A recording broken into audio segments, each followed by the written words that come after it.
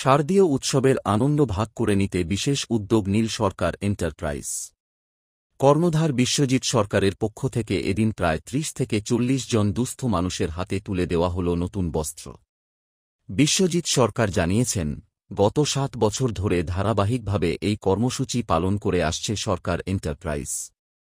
শুধু দুর্গাপুজো নয়, কালীপূজার সময়ও এ ধরনের সমাজমূলক উদ্যোগ নেওয়া হয়।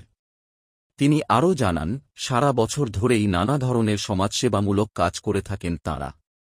নতুন বস্ত্র পেয়ে খুশি উপকৃত মানুষজন, আর উৎসবের আনন্দে যোগ হল অন্য মাত্রা। মুখে লাগছে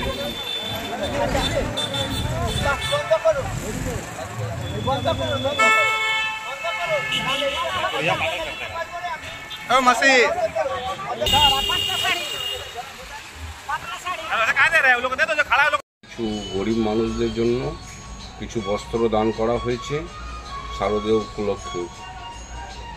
দ্বিতীয় নম্বর, আগামী দিনে আমরা কালী পুজোর টাইমে কম্বল দান করব শারদীয় উপলক্ষে। আজ কতজনকে আপনারা বস্ত্র? এটা আমাদের হচ্ছে 7 বছর হয়ে গেল এরকমভাবে আমরা বস্ত্র দান করি। 30 জন 40 জনকে নিজের থেকে সরকার এন্টারপ্রাইজের তরফ থেকে দেওয়া হয় এটাকে। আর এছাড়া আপনাদের কি কাজ থাকে?